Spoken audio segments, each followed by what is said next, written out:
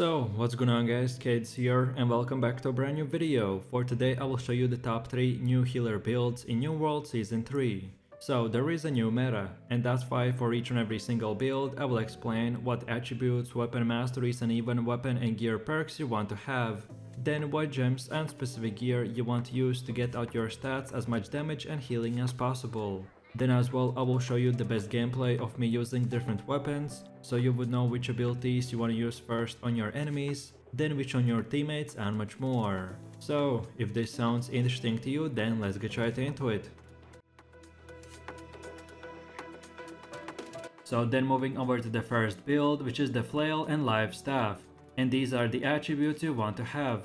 So no matter from which level you start using this build, you first of all want to get your focus to 200 and then get 100 points in constitution, and then continue putting everything else in focus and constitution, and then around max level and max gear item score you should have around 100 strength, 350 focus and 150 constitution. And lastly, for your gear you want to go with the light category, and this of course means using every single light equipment with a round shield, which is the lightest possible shield in the game. So then taking a closer look at the first weapon, which is the flail, and these are the weapon masteries you want to have. And if you want to unlock these perks and skills in the most efficient way, then just follow the numbers on the screen. So then moving over to the second weapon, which is the live staff, and these are the weapon masteries you want to have. So same thing again, if you want to unlock these perks and skills in the most efficient way, then just follow the numbers on the screen. But mostly this is up to you as long as you unlock all the same skills and perks at the end game. Okay, so now let's go over to the gameplay, where I will show you the best way to play this build. So for the first weapon we have the flail, and your first Q ability is called the Arcane Smite, and this skill will make your character leap forwards and strike the ground, which will do damage in 2.7 meter range. While behind ourselves we will leave this hazardous area that will do damage for 6 seconds, and weaken the enemy for additional 10%. Then the next skill is called the Arcane Vortex, which will swirl the flail above us and do 4 quick hits that all deal damage in 3 meter range, and give us and our allies Empower buff for 10%. And then lastly we will be using the Arcane Eruption, which will create an eruption in front of our character, dealing damage to the enemies and inflicting 2 stacks of impairment for 6 seconds. So as you can tell, we will specifically be using skills that will do very good AoE damage and debuff the enemy at the same time. And then for the second weapon we have the live staff, and your first Q ability is called the Orb of Protection, which will shoot a simple orb and grant healing and armor buffs if you hit an ally or do damage if you hit the enemy. Then the R skill is called Beacon, which will shoot a light projectile that will heal all allies in 3 meter range for 10 seconds. And then finally we have the F skill called the Sacred Ground, which will shoot very similar circle-shaped healing spell, and again it will do even more healing and last for 12 seconds. So as you can tell, we usually want to use both of them at the same time, then step into the circles and then start fighting, or just use them on our teammates. Okay, so then let's move over to the rotation, and no matter if you're farming mobs in PvE or doing PvP, the same principle and rules apply. So then at the beginning of the fight we want to start with the live staff, and keep using auto attacks from the range to hit the enemy. Then when he gets closer we want to drop our beacon and sacred ground on top of each other, so then we step into it while changing to our flare weapon, and then from here we keep on using auto attacks while using the Arcane Vortex and then the rest of our Arcane Smite and Eruption skills. And then if we ever get low HP or we need to heal our allies, we just again switch to the live staff. This playstyle is very simple, so just keep in mind that you're a healer first. So you drop your healing spells, then switch to the flare for pure damage and to debuff the enemy. And then you just keep rotating between the weapons depending on what you need, and that's about it. So now for my last and final conclusions. This flail and live staff weapon combination right now is one of the best builds in your world. This build will give you high damage, while at the same time giving you the ability to heal yourself and your allies. You can even turn this into a more of a Paladin build with a full heavy armor, but it's up to you. I like the ability to dodge the enemy attacks while doing damage close range, or just staying away from the fights and heal my teammates. So then last but not the least, for the flail and live staff, you want to use the diamond gem. And then for all of your gear, use the malachite gem for PvP, or then the abyssal ward gem for PvE.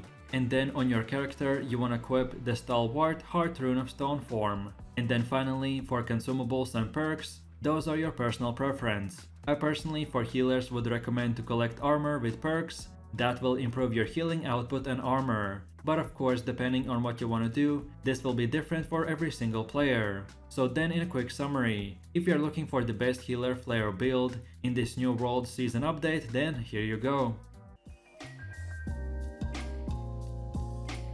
So then moving over to the second build, which is the best healer / paladin tank build. And for the weapons, you want to use the life staff and sword with shield. And then these are the attributes you want to have. So first things first, if you start from level 0, you want to get your focus to 150 and then start building your constitution. And around level 60, you should have 250 focus and 150 constitution. And lastly, for your gear, you want to go with the full heavy armor and you have to use a shield as well. So then moving over to the first weapon, which is the life staff. And these are the weapon masteries you want to have. So first of all, you want to unlock this perk and then the first ability called the Sacred Ground. And then afterwards unlock all these 5 perks. Then now let's go over to the other side and unlock this one perk. And then the second ability called the Beacon. And then get these 2 perks. Then lastly unlock the last third ability called the Light's Embrace. And then get these 2 perks as well. And now from this point, you can spend your points in whatever order you like. So then for our second weapon, we have the sword. And these are the weapon masteries you want to have. So first things first, right off from the start, you want to unlock both these 2 perks and then get the first ability called the Leaping Strike. And then get these 2 perks. Then from here, now let's move over to the other side and unlock the second ability called the Shield Rush. And then get these 4 perks. Then lastly unlock the last third ability called the Defiant Stance and then get these 2 perks. And now from this point, you're full free to pick and choose which perks you want to unlock next. Okay, so now let's go over to the gameplay where I will show you the best way to play this build. So first of all, you are a off tank / off healer. And right now in the current meta, this build is used to capture points in wars or just have the main role of standing in front of enemies and them not being able to kill you. So then for the life staff, your Q ability is called the Sacred Ground, which you have to point and select the area you want to place it in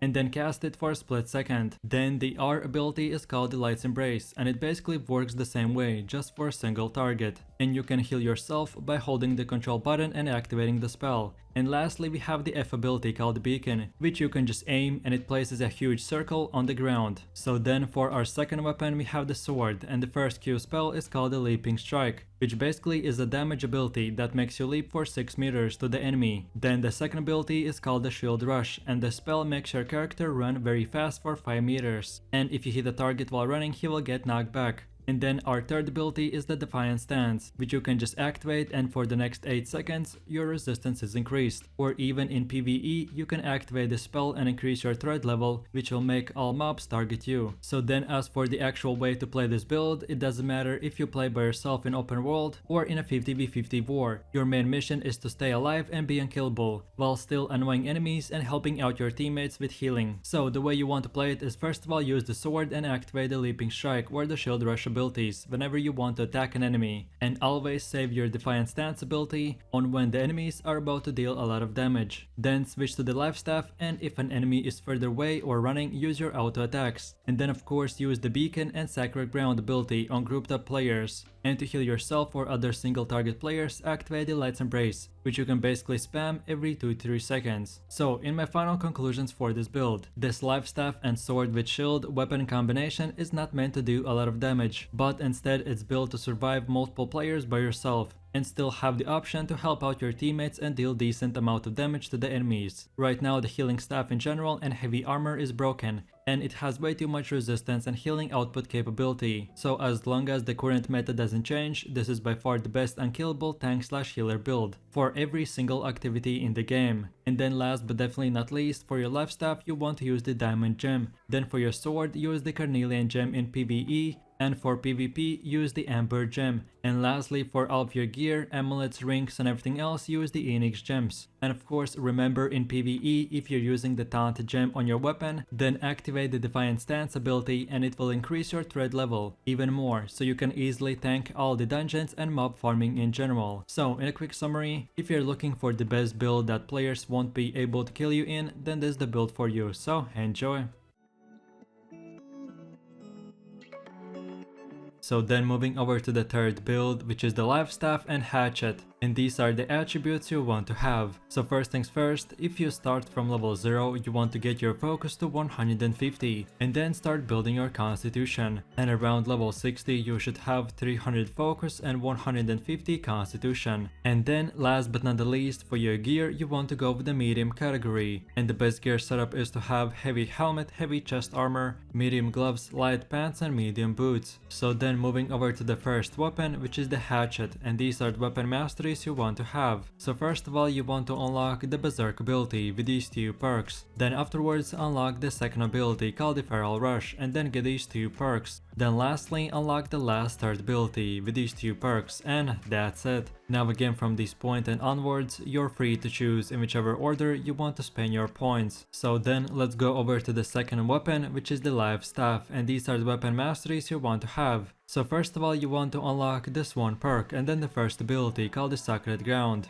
and then afterwards unlock all these three perks. Then now let's go over to the other side and unlock this one perk and then the second ability called beacon and then get these two perks. Then lastly unlock the last third ability called the light's embrace and then get these two perks as well. And now from this point you're free to spend your points in whatever order you want. Okay, so now let's go over to the gameplay where I'll show you the best way to play this build. And as we already looked into the hatchet weapon, we will skip it and go straight for the second weapon, which is the life staff. And your Q ability is called the sacred ground, which you have to point and select the area you want to place it in and then cast it for a split second. Then the R ability is called the light's embrace, and it basically works the same way, just for a single target. And of course you can heal yourself by holding the control button and then activating the spell. And lastly we have the F ability called beacon, which you can just aim and it places another huge healing circle on the ground. So the way you want to attack an enemy is first of all from a distance use your life staff and auto attack the target. Then when you get closer to the enemy or he will get closer to you, then switch to the hatchet and activate your berserk mode.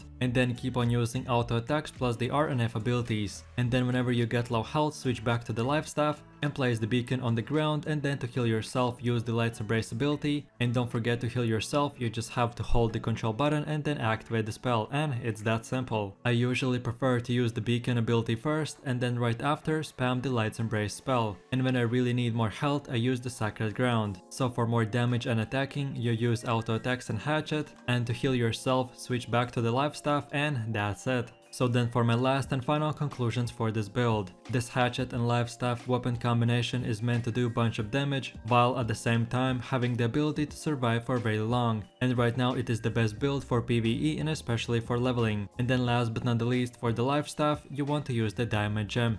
Then for your hatchet use the amber gem. And lastly, for all of your gear, amulets, rings and everything else, use the Enix gems. And if you're a new player or beginner and not familiar with how this game works, then basically the hatchet and life staff are two different weapons. One weapon is very good with strength attribute and the other one with focus. But as we mainly have a focus build, by using the amber gem we make the weapon switch from one attribute to another one. So now instead of the hatchet scaling with strength, it scales with focus. And by doing this we make this build do even more damage and just in general stronger. And then on top of all this, like I explained in the previous builds, to find out the best weapon and gear perks, watch this video which is titled "Which weapon and gear perks are the best for your build?" You can find the link in this video's description or scroll through my channel, and in that video I will specifically explain how perks work and which ones are the best for your specific gear / weapons and much more. So in a quick summary, if you're looking for the best and easiest PvE solo player build which is easy to learn and play, then this is the build for you, so don't forget to have fun.